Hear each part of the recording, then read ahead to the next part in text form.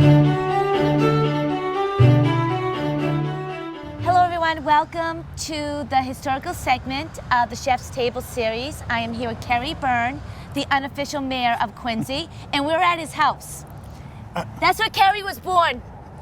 My Quincy boy? What before my time? Another, actually the most prominent Quincy person of all, John Adams, was born in this house. Oh, John Adams. Okay, John Adams, I got the names twixed up. Yeah. Okay. And, but not only was John Adams born here, his son, John Quincy Adams, was born right here, a few steps away, in front of us, behind the camera right now. We know they're buried side by side. The only place in America where two presidents were buried side by side. Yep. This is the only place in America where two presidents were born side by side. John Adams, born here, raised here, and when he kind of went off on his own, like a lot of people in Quincy still, he bought the house next door to his mom and dad, and in this other house, John Quincy Adams was born. So we're on part of the Adams National Historical Park. Like I said, the only place in America where two presidents born side by side, still beautifully preserved. I was just going to say that.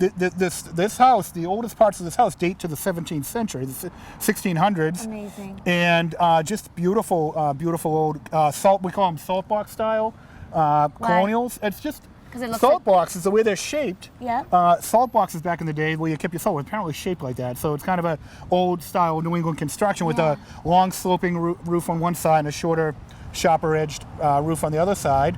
And John Adams' very first law office was here. We know John Adams was one of the great legal minds in American history, defended, among many others, the British soldiers accused in the Boston Massacre. Right. This was where his law office was, right here in Quincy. And later on, when he bought his own house, he moved his law practice. His first law practice was in here with his parents. Later on, when he bought his own house, and him and Abigail moved in here, he moved his law practice over here. And in this other house, the John Quincy Adams birthplace, not only the birthplace of a president, it's the birthplace of constitutional government as we know it today. John Adams wrote the Massachusetts Constitution, the oldest constitution in the world, the foundation of the U.S. Constitution, in this building right here in Quincy, the birthplace of constitutional government. So, pretty dramatic piece of history here. And by the way, we're just outside Quincy Center. You can walk here from Quincy Center T, and if we go a few minutes down the road here, about half a mile away is Route 128 and the Southeast Expressway. So very conveniently located, right here in the heart of Greater Boston. And there's parking. Plenty of parking, and they're beautiful buildings. It's a little slow now. There's trolley tours that come through here, and we're fortunate to be in a quiet spot right now. But we have a lot of tourists coming through here just to embrace this incredible piece of American history. It seems like you know more about this house than I bet your own house, huh? Quite a bit. But I know how old these homes are. I don't know how old my own house is. Yeah. Right.